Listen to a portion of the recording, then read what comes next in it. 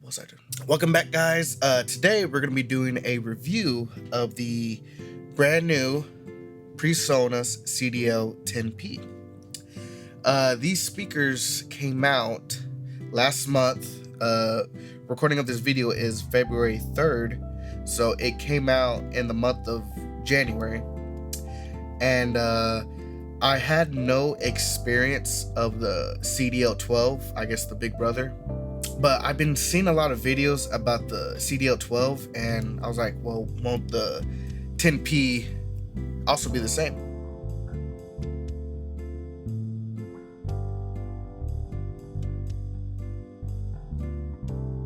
So today I'm going to be doing a honest review of this new box. It's a point source and a line array combined.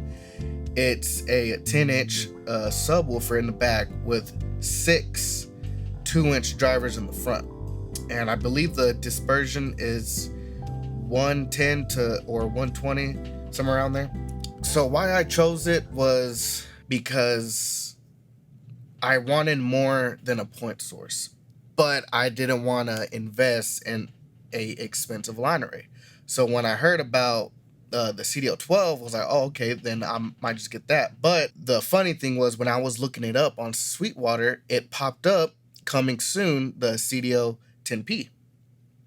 So I was like, you know what, let me just go ahead and wait, because I guess there's a couple bad things about the 12s, and one of them is the weight. I believe it's 65 pounds by itself.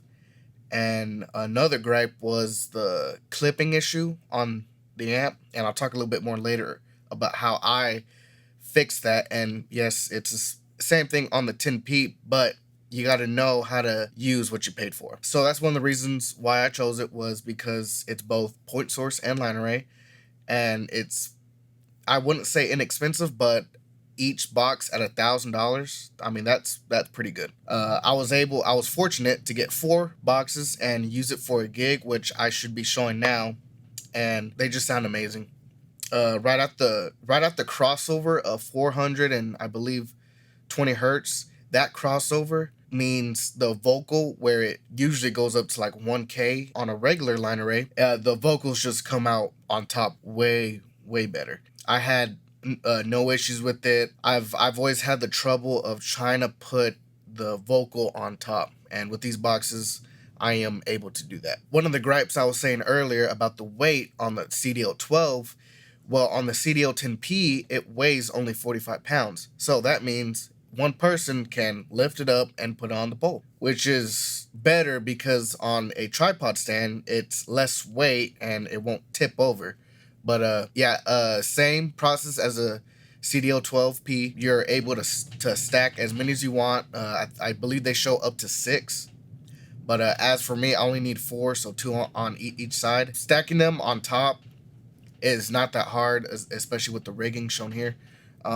It's nothing bad.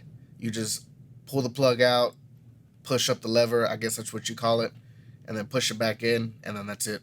Now, as for plugging it on, it uses a speak-on cable, which is a I believe Nutric. Plug that in. The one that came with it, I believe it's a 10-foot, so it's pretty long enough. And you plug it in, and you just turn it on. And all the available options is just a high pass filter, which goes up to 90 hertz. I thought it was 100 hertz, but it's only 90. And you're able to put it on which mode, like which subwoofer you are running under. Which for me, I'm not using a Presonus subwoofer. I'm using my own, a PVSP 118. And for now, since it's on 2, there is an option where you change it to 1 box or up to 6 boxes. So I just have it at 2 boxes. Now, what I have done was I made my own jumper cable from one box to the other, so there's not 2 power cables running from the bottom up. So what I did was I made I think it's like a foot long jumper cable, and I went ahead and bought some heat shrink, and I put an XLR cable on it, so I am able to link out to one box and link it to the other. Every time I turn it on, it doesn't pop like most speakers, even with signal in it. Power's great. I believe it pulls, with 2 boxes that I've noticed, it pulls a total of 5 amps. So if you're pulling a lot of power, just be aware for that. Now on to the clipping issue. I have run into that because my old way of mixing, as I would say, was on a point source box like this JBL Eon 615. They have a clip limit which it's able to protect it from clipping. So these past years I've mixed on that and I had no issue from mixing. What I've learned with these boxes, there's signal, -3, limit, and then clip. The clipping, it sounds horrible. Make sure put a limiter on your output. If not, what I have found was on the top box from the speaker on the output, I put +5, and on the bottom, I put +3. So the signal reaching the amp is hitting the limit first, and it's not clipping.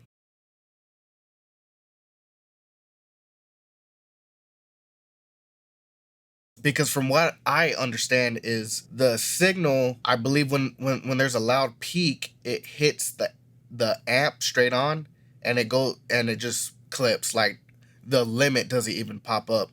So if you add the signal, and on my output, I have it at -10, and I've always, probably at most in a while, it would barely hit limit, but it's always at that -3, and it sounds plenty loud. And for that issue, I guess DJs, I heard on the CDL12 was that everybody would have to, on their powered sub, when they link it up to their CDL12, was that they had to output more on the bass because the CDL12 was already loud. The way I fixed that issue is, of course, I use matrices on my M32. On my main output, which is for the CDL12Ps, I run mono, and I have it set at -10. And then for my subs, it's at 0, and it's, I mean, now it sounds even.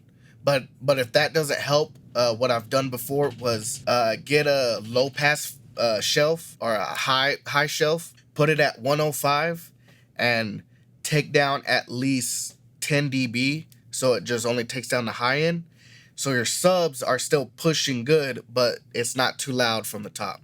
But for the sound quality, these, I mean, they sound pretty good. Out of every speaker I've heard out of, just playing straight Spotify, this one sounds clear. For live sound, everything pops out good. I mean, for some reason, that 10-inch just helps the snare hit your chest more. And another EQ deal that I do is on my matrices on the main out for the CDL10P is I put the high pass at 105, and then for my subs, the low pass right at 105, and that's where it usually meets. I found that the reason a lot of people are clipping is because that low end information is hitting the CDL10P, and I've done a test where I turn on the high pass and I turn it off, even with the 90 built in, the 90 high pass, it still clips, and you can still feel the low end. So if you just push it up just to 105, I mean, it'll be fine. So the audio test that I'm doing today, I will show so you can listen, is one of my past gigs. I went ahead and recorded or a multi-track, and I mixed into Studio One, and I will be playing it, and I'll be walking around the speakers so you know when it cuts off.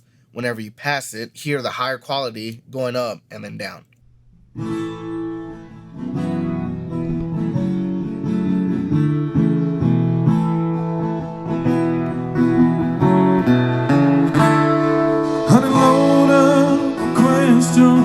Pick up your sticks and your stones.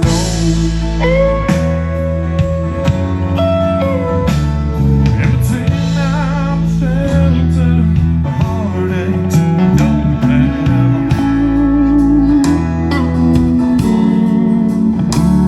Choose the words that come like rain. Now, as a gripe that I found is these cases, when I bought the speaker, the cases were not out yet. And I just so happened, when I was carrying these out the door, just to barely touch the door frame, and it left a scuff mark on it. So yes, these scratch really, really easy.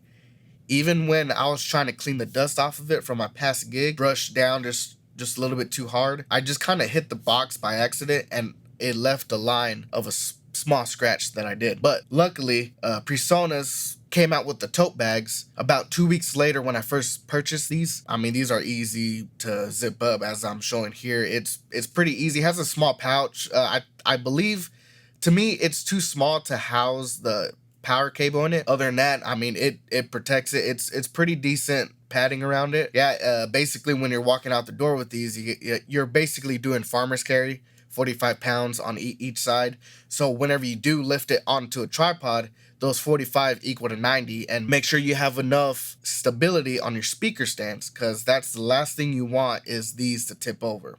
As the CDL 12Ps, of course on the bottom they have the two mountings where if you're just mounting one, you put it on the first facing forward, and then you put it towards the middle to stack the other one on top.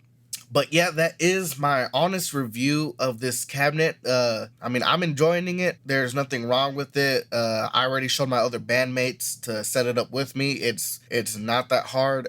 For me, I like having a speaker with less buttons on it. This one only has one button, one knob built in. All I need from it is to turn it up, turn it down, make sure it knows there's two boxes on it. And from playing inside and outside, I am getting the right amount of signal from it. I just love the clarity. As I said, everything is sticking out. That's about it. If you enjoyed this review, and if you also have these boxes and you have a gripe, please comment down, because like I said, the only gripe to me is that it scratches easy. That's about it.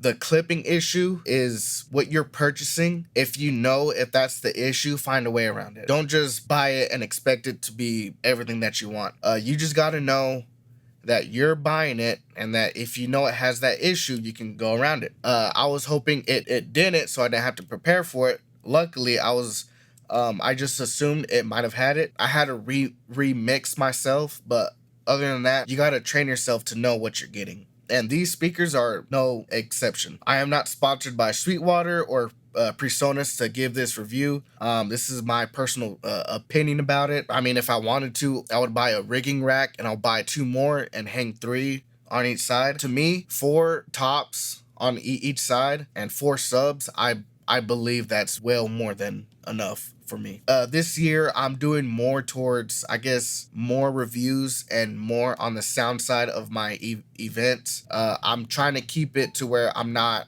trying to get copyrighted that much. If anybody wants any tips on how I use a limiter on this, you know, making sure it won't pass it. I mean, it's still doing fine. If you enjoyed, please like, comment, subscribe if you're not. I like to do these videos, and I want to try to grow more to where I'm trying to teach what I know that's really helping me, so I can save you guys more money, because I know when I first started, it was a lot. So yeah, as I say in the beginning of this video, there's no right or wrong. Music matters. Mix how you want to. And with these speakers, I'm able to mix the way I want it. I haven't had a complaint about not hearing the vocals anymore. So if that tells you, then yeah. So, and we will see you guys in the next one.